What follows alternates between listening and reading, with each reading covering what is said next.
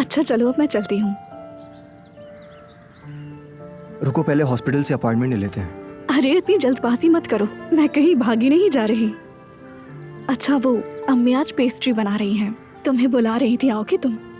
मैं ज़रूर आऊँगा।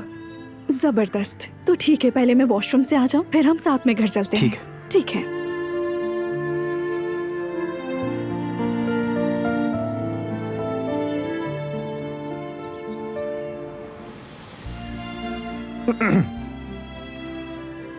हेलो, मैं जिहान काराबी।